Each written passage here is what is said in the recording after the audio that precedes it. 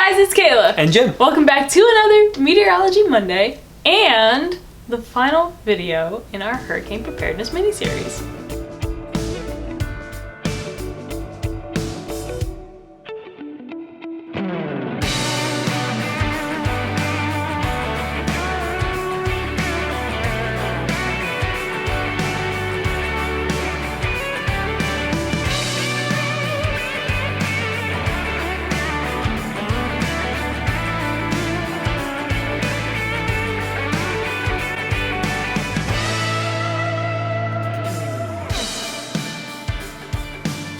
What are we talking about in this fourth and final installment? So we've talked about what to be prepared for, how to look at forecast information. Now let's talk about, in our final video, about how to stay protected during the storm and what to do afterwards, how to be cautious afterwards. So very important, because sometimes you can evacuate, or you were outside the cone by quite a bit and now the storm is approaching and things just keep creeping closer and closer to your area, and now you wind up being in the crosshairs and it's a little too late to evacuate. So you got to kind of ride it out. That's what we're going to talk about in this video here. But before we get started, make sure you give this video a thumbs up and subscribe down below if you are enjoying it along the way, and share it with a friend who might be living in a hurricane prone area and might want to know some pointers in the off chance that they get stuck in a dangerous situation with a hurricane on the way and no way to evacuate. In video 1, we talked about the effects of both water and wind. Now let's talk about staying safe from those, starting with water. keeping safe distances from flooded and damaged areas is essential to staying safe. When storm surge or inland flooding is expected, make sure you have a way to get to higher ground before the storm arrives. However, there may be times when storm surge flooding or inland flooding is not expected, but flooding does happen. For example, Katrina. If you are told to evacuate, chances are things will be pretty bad during and after the storm. Staying in place may get you stranded without usable water, electricity, etc. Also, evacuation routes may not be accessible due to floodwaters and/or compromised bridges. What is very interesting is that just 1 foot of water can sweep most cars off the road. In addition, other hazards include no way of knowing if the road itself has collapsed when hidden by water. Always pay attention to barriers and signage. According to NOAA, if your house becomes flooded and you're still there, get higher in your house to escape the floodwaters. If the highest floor of your home becomes dangerous, get on the roof and call 911. So yeah, definitely in terms of when the floodwaters just start coming in, you've chosen to stay in place and the floodwaters come in and you have to evacuate higher up in your home. We've heard many stories during Katrina and a lot of other hurricanes that impacted people getting into their attics and then having to punch holes through their roof to get out onto the roof. Some of these videos, I mean, even the water has come up to the lower part of the roof line. And they're up there for days. It's just incredible. I couldn't imagine dealing with that situation. Yeah, and Katrina is one of those, not good examples, but one of those examples of an area that is prone to hurricanes. A lot of people live there, ride out the storm, but something that they're not expecting is those levees breaking, and unfortunately you get the situation like this. So it's always good to be prepared and know what to do in case of flooding in your area. One other thing to keep in mind is storm surge flooding, and that is depending on where you're at. Let's say if you live right on the coastline and you chose not to evacuate, any shift in where that eye goes can make a big difference in how far that storm surge gets pushed in. Some storms have actually strengthened right up to landfall, which means that higher wind is going to push more water onto the coast. So something else to be aware of. That's why taking evacuation precautions and planning is very important to keep yourself safe. Yeah, going off of that, with the eye wall being relatively small compared to the rest of the storm, if you have winds going on this way on one side and this way on the other, if the eye wall shifts just a little bit, you could be going from an area where the winds are blowing the water away to now being in an area where the winds are blowing the water towards your home. So last minute bobbles in the track could really affect you if you're near where the eye wall is. And that's why it's pretty good to have a forecast cone, just to make sure that they're covering those little wobbles as well. When it comes to wind, something to keep in mind is that if you take shelter in a high-rise building, Winds will be stronger the higher up you go.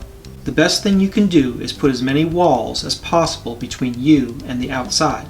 This is true no matter how far off the ground you are. An interior room without windows is the safest place you can be when it comes to wind.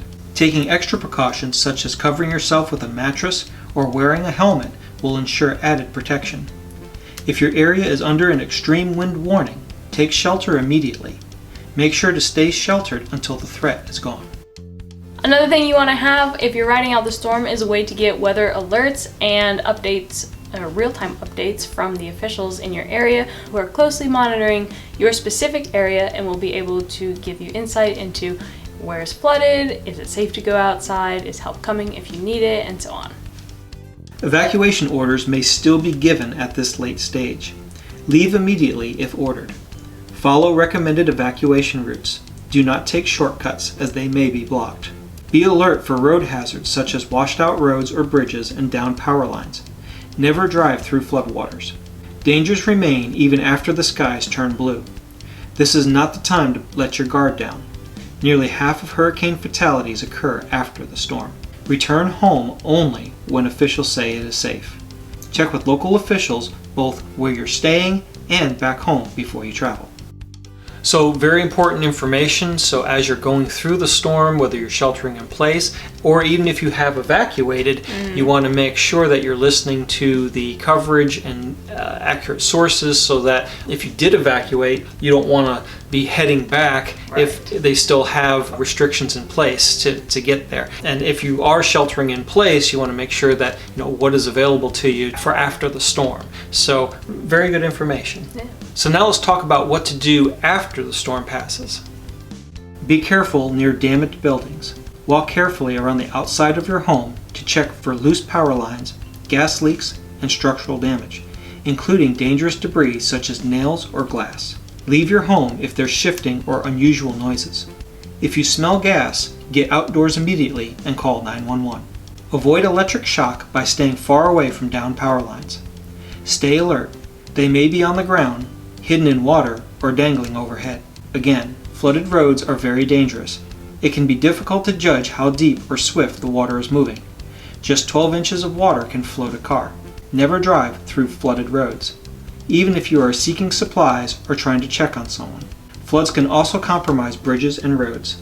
Avoid flooded river areas as they can continue to rise long after a storm passes. Don't walk in floodwaters either. They can contain harmful bacteria, chemicals, sharp objects, and dangerous animals. Clean up safely. Don't push yourself. And check on neighbors. Stay hydrated, wear light, loose-fitting clothing, and clean up during cooler hours if possible.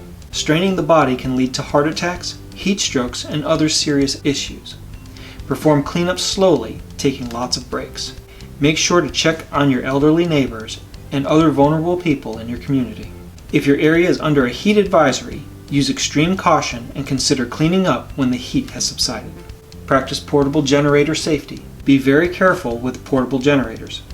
Carbon monoxide poisoning is one of the leading causes of death in areas dealing with power outages. Never use a generator inside your home or garage, even if doors and windows are open. Only use generators outside, more than 20 feet away from your home, doors, and windows. Help and communications may not be readily available.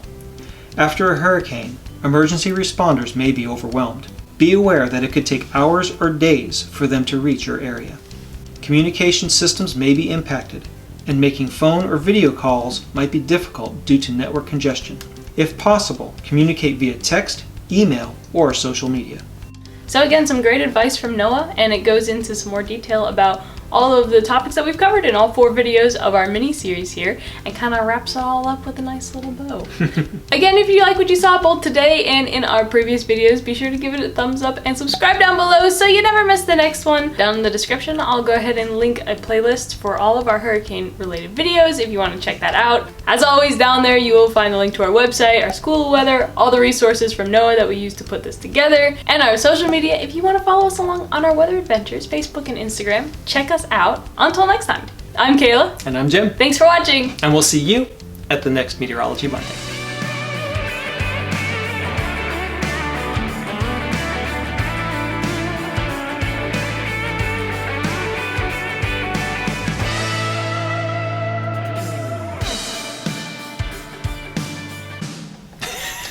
I had no face. I wasn't sure what you were doing. Okay, we can do it again. Do it again.